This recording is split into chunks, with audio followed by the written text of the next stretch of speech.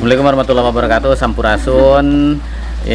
Kita hari ini adalah hari kedua pelatihan sekolah untuk keterampilan masyarakat Sukma yang diikuti oleh 30 orang anak muda dari Kabupaten Purwakarta. Mereka akan belajar selama 7 hari di Balai Patsaniti ini, belajar tentang permakultur dan herbarista. Mudah-mudahan acara ini bisa berjalan dengan baik, dipandu dengan baik oleh fasilitator kita, Kang Rijal. Itu Kang Rijal ada di sana. Dan ini adalah anak-anak muda dari Kabupaten Purwakarta yang insya Allah akan mempunyai kontribusi yang baik untuk daerahnya. Terima kasih. Salam sehat, salam bermanfaat. Sini dulu ya. Kemarin kita udah banyak belajar kan tentang permakultur, berkenalan lah sebetulnya ya, itu baru perkenalan dengan permakultur. Dan hari ini kita akan melihat sistem yang coba kita terapkan kurang lebih di sini mungkin sekitar setahun ini ya, setahun setengah mungkin ini sistem baru dibangun di sini. Dan inilah gambaran permakultur yang pertama, bahwa kebun-kebun permakultur itu berbeda dengan sistem pertanian konvensional yang lain atau kebun-kebun dengan model pertanian monokultur. Nah, apa yang kita lihat di sini? Keberagaman. Iya. Itu ya. Salah satunya adalah ada pohon jambu dan ini pohon jambu juga. Nah, apa itu istilahnya? Lama berbuah, selalu habis berbunga, berbuah kembali. Nanti juga teman-teman akan belajar metodenya ya, bagaimana membuat buah-buahan yang ada di sekitar rumah kita itu bisa berbuah dengan rajin. Nah, itu nanti ada modulnya tersendiri. Nah, salah satu yang bisa kita amati di tempat ini, ada satu sistem yang kemarin kita pelajari sebagai suatu sistem aquaculture. Nah, ini sistemnya. Nah, kalau kita berkebun setiap hari ya, otomatis kan kalau kebun ini mainin tanah, kita ngasih pupuk segala macam kan kotor-kotor ya. Nah, ini adalah tempat kita cuci kaki dan cuci tangan. Nah, ini tempat kita cuci kaki dan cuci tangan. Bayangin, coba baik. Karena air yang kita gunakan untuk cuci kaki dan cuci tangan itu lumayan banyak. Jika kita tidak punya tampungan seperti ini, kemana airnya kira-kira? Kemana-mana. Nah, kita belajar prinsip air dulu. Prinsip air ada 3. Coba, boleh ditulis. Ya, jadi prinsip air itu ada 3. Dari sistem ini satu sistem ini disebutnya sistem apa? Aquaculture. Aqua itu air. Kultur itu budaya atau budidaya. Jadi budidaya air. Jadi yang dibudidayakan itu bukan cuma tanaman aja ya. Ada juga budidaya air. Nah, ini salah satu sistem contohnya. Ini sistemnya kecil. Kenapa ya? Karena di sini kemungkinan yang kita butuhkan itu kecil. Bahkan yang di pesantren Nurul Zolam itu lebih besar, berkali-kali lipat dari ini ya. Karena dia menggunakan sistem apa namanya? Terpal bioflok. Nah, ini sistem aquaculture yang minimalis lah atau micro aquaculture. Nah, kenapa sistem ini disebut sebagai sistem yang sangat sederhana? Karena kita hanya perlu mengarahkan air sisa pemakaian kita untuk bisa tertampung lebih lama. Karena prinsip air ada 3. Prinsip yang pertama, slow it. Bahasa Indonesianya apa? Pelankan. Ya. Yang kedua, spread it. Spread it itu apa? Sebarkan. Dan yang ketiga adalah sink it. Bukan pakai G, pakai K. Sink. Sink itu apa artinya? Resapkan.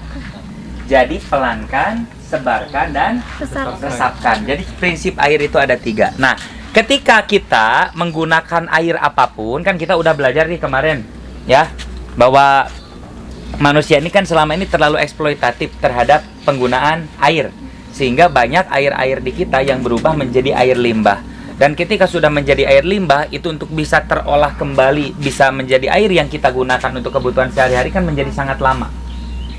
Siapa yang berhasil mengolah air yang hari ini sudah jadi limbah kembali menjadi air yang layak kita konsumsi? Alam. Betul ya? mekanisme atau cara kerja alam. Semua air itu kan menguap.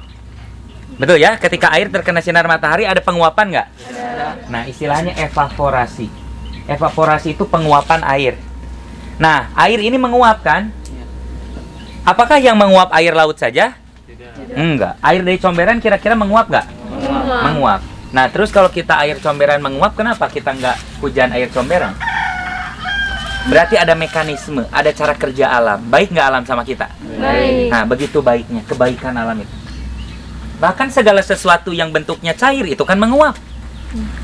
Bensin, ya, minyak, apapun menguap sebetulnya semuanya. Sesuatu yang cair itu menguap. Termasuk darah menguap nggak? Menguap. Gitu. Nah, artinya apa? Alam ini bisa mengembalikan sesuatu yang tadinya baik menjadi kembali baik. Yang tadinya bermanfaat menjadi bisa dimanfaatkan kembali.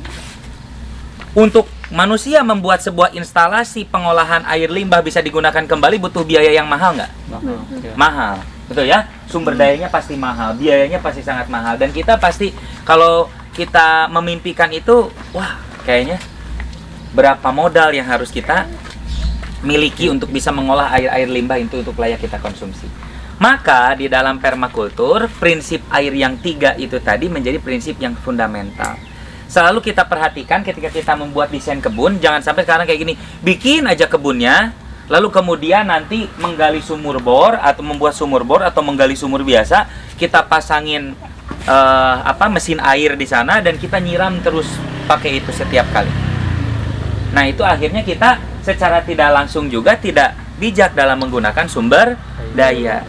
Kita ingin menghasilkan sesuatu yang baik, tetapi kita membuang-buang sesuatu yang sudah baik dari alam itu sendiri. Jadi, dan yang paling penting yang harus kita ketahui adalah bahwa dari sekian banyak jumlah air di muka bumi, air yang bisa dikonsumsi oleh manusia itu hanya 2,5%.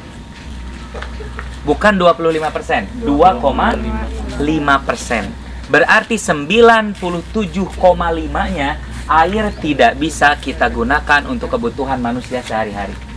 Sebagian besar air apa? Air laut. Lalu sebagian yang tidak bisa dikonsumsi lagi apa? Sebagian besar setelah laut? Gunung-gunung es. Badai di Gorogotan gunung es. Badai ibang percaya es. Gunung-gunung es. Lalu kemudian yang ketiga adalah air apa? Air payau. Ya, yang ada di muara-muara yang dia tuh asin seperti air laut enggak, tawar seperti air tanah tidak. Nah, sebagian besar air kita itu. Dan hanya 2,5% air yang layak kita konsumsi. Yang layak kita gunakan sehari-hari dari mulai mandi, masak, nyuci kaki, nyuci tangan, gosok gigi. Semuanya hanya 2,5%. Maka sangat terbatas sekali air yang ada di sekitar kita. Kita punya keterbatasan yang sangat luar biasa terhadap air. Nah, tetapi bukan berarti air, ya, bukan berarti air ini tidak bisa dimunculkan. Bukan berarti, sekarang gini, perspektif kita kan tentang air, kita selalu menganggap bahwa mata air itu hanya sebuah penemuan masa lalu gitu loh. Jadi kita misalkan kayak di Wanayasa, aya sekecai gitu ya. Itu kayak penemuan masa lalu. Orang modern kayak kita nggak bisa bikin mata air, padahal bisa. Nah, nanti kita di hari Kamis akan belajar dari Bante Kamsai bagaimana dia mengubah sebuah lahan yang tandus yang tadinya sangat tergantung dengan air PDAM yang dia beli setiap 3 hari sekali 700.000 menjadi daerah yang melimpah sekali airnya. Kita akan belajar dari sana. Yang paling penting kalau kita ingin memunculkan mata air baru, kita punya areal tangkapannya. Areal tangkapannya adalah apa? Areal tangkapannya adalah apa? Yang paling sederhana, biopori bisa nggak? Bisa. Kenapa biopori bisa menangkap air? Bisa menjadi sumber, bisa ketika dia menangkap lalu dia bisa menghasilkan sumber mata air baru. Kenapa? Karena prinsip yang 3 tadi berfungsi atau berjalan. Ketika kita membuat biopori itu tujuannya sebagai sumur resapan. Air masuk ke sana meresap nggak? Meresap. Ketika dia meresap ke sana pelan nggak? Pelan. Ketika meresap, dia meresap. Di bawah ada penyebaran nggak? Ada, menyebar. Nah, yang paling keliru dari sistem manajemen air di kota-kota kita adalah ketika parit-parit irigasi dibangun. Ada yang pernah melihat parit-parit irigasi yang sekarang dibangun? Yang kotak. Itu kan sistemnya kotak.